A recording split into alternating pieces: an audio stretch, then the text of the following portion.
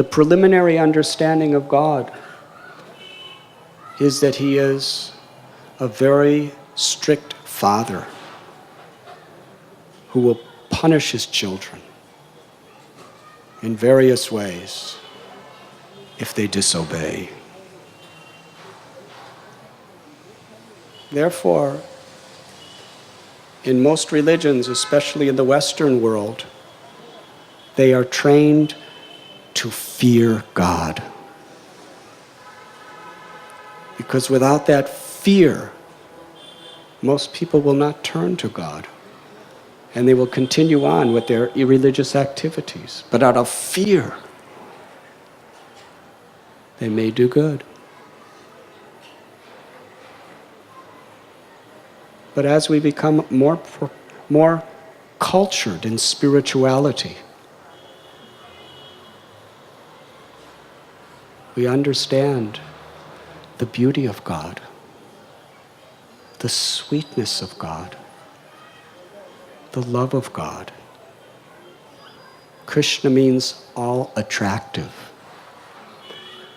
How many people are attracted to fear?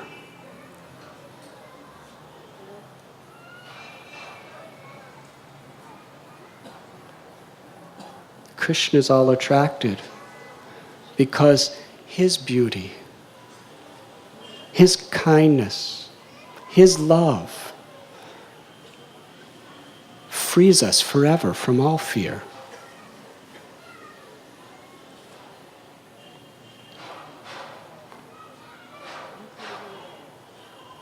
It is said that the oceanic obstacles and sufferings that are inherent within this material existence,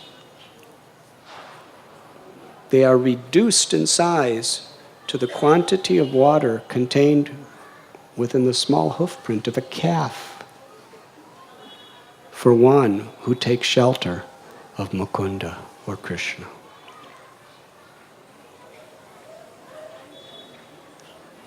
Krishna's beauty, Krishna's pastimes, Krishna's qualities, Krishna's personality are so infinitely attractive, so magnetic to the soul, that it is natural to give up irreligious activities. In fact, param dristvani vartate, when we experience the higher taste of Krishna's love,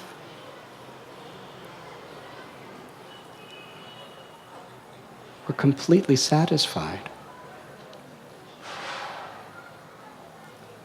We want to, the great souls, they simply want to serve Krishna. Lord Chaitanya prayed, Nadanam na janam na sundarim kavitam vajagadisha kamaye mama janmani janmanishwari bhavatad bhakti rohaita kitvai. I don't care about wealth or beautiful women. I don't care about being famous or having followers. I don't even care for mukti, liberation. I just want to serve you, my Lord. I just want to please you, my Lord. And if you want me to take birth and birth and birth after birth in this world, I'm happy to do so. That is love. We can theoretically speak these things, but to really feel them is only possible if we're experiencing Krishna. Krishna is all attractive. And all of His pastimes, all of His beauty, all of His kindness, and all of His love, in fact, His entire abode, are all contained within His holy name. Golokera Premadana Harinam Sankirtan. This means Goloka, the highest realm of the spiritual world, the kingdom of God. The holy name has descended from there. And we learn from the scriptures what that means is in the spiritual world, everyone is chanting the names of the Lord and tasting the sweetness of the ecstasy of the Lord through his names. And that same name, God himself has descended into this world. Bhajahure Srinandanandana Abhaya Charana Ravindare. Govinda Das, the poet, prays, my dear Lord, Sri Nandanandana, in worshiping you, I become fearless. Krishna Suryana Sam Maya Hoya Andakara.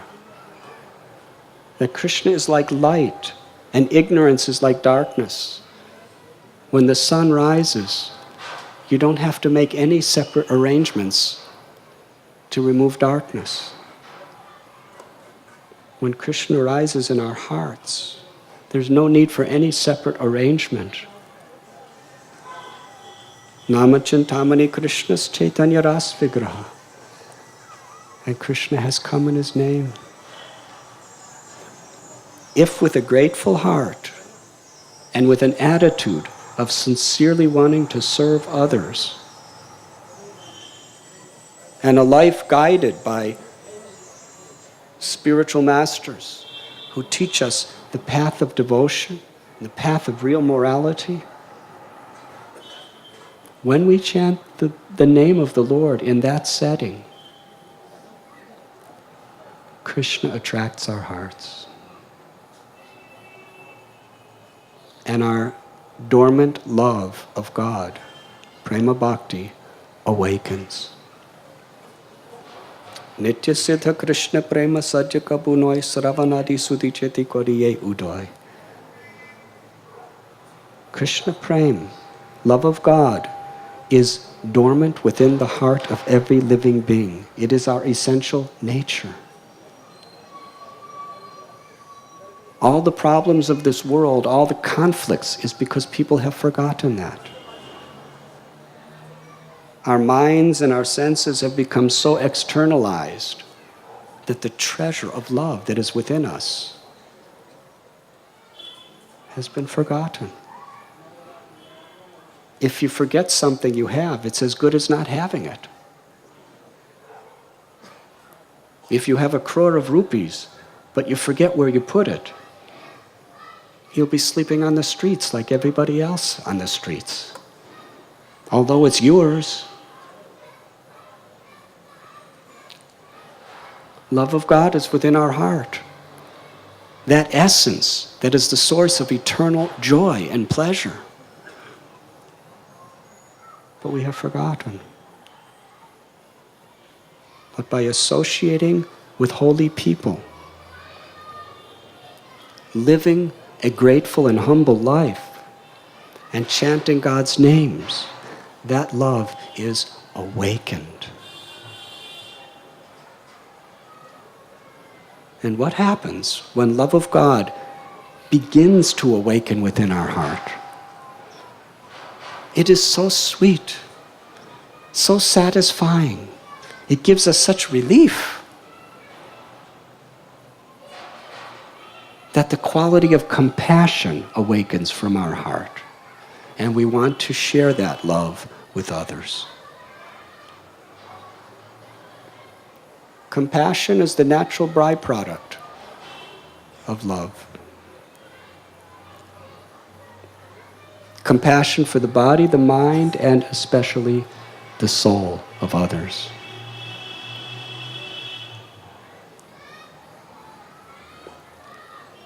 It is a great gift that we've all been given, but each and every one of us have the free will to neglect it or utilize it accordingly.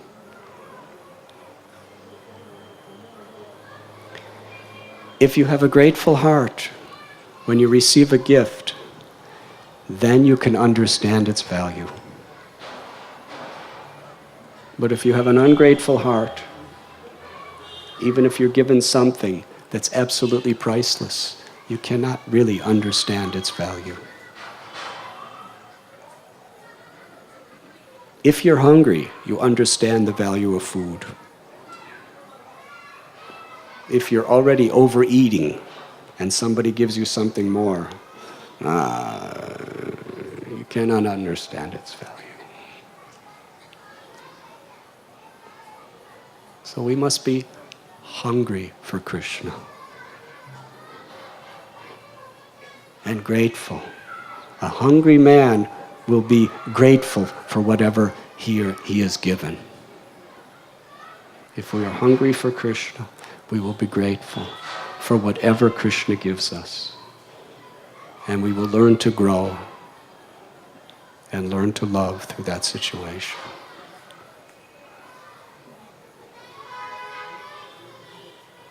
And in this way, that gratitude should extend to all aspects of our life. Srila Prabhupada was not only grateful to his guru and the saints, he was grateful to anyone who would help him. When he was living in the Bowery in New York City, people who were alcoholics,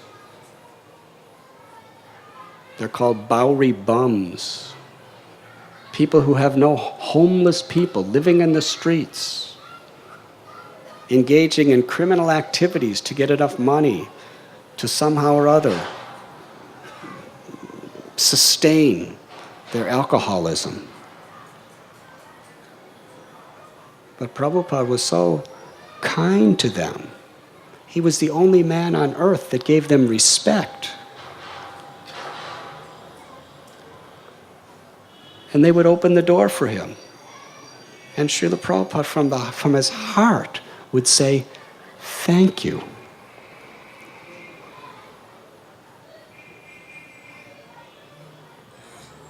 And that's how he made hippies into happies. Because he had such deep appreciation for anyone who would accept anything that he was trying to give. Such a service attitude. He's asking nothing in return, he's only giving, and he's eternally grateful to anybody who simply accepts what he's giving.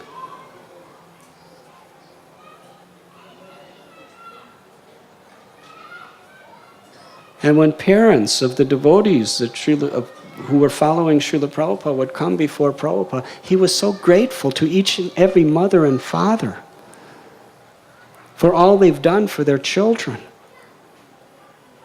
which ultimately brought them to the path of love of God. In fact, when Brahmananda Prabhu and Gargamuni Prabhu took initiation in 1966 in 26 Second Avenue, their mother came to the ceremony. She didn't know anything about anything. She wasn't following any regulative principles. And she was sitting on a chair that was even higher than Srila Prabhupada. And when they came to get their japamala, their beads, and take the vows of initiation, before Srila Prabhupada would initiate them, he told them to go to their mother, bow down, and touch her feet with gratitude. Then you come back and take the beads from me. And in America, this kind of culture is not known. So they went and touched their mother's feet, bowed down. She was very embarrassed. They thanked her, and then they came back and Srila Prabhupada initiated.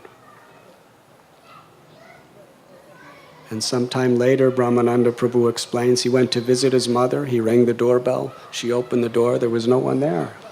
She looked around, who rang the doorbell? Then she saw her son doing his dandavats on the ground. She said, "What are you doing, son? What will the neighbors think?"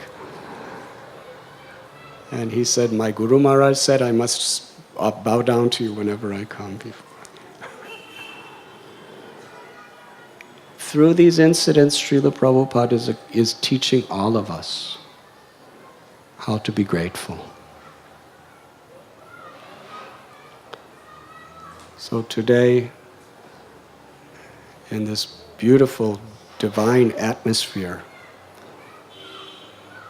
I would like to offer my gratitude to my dear Father,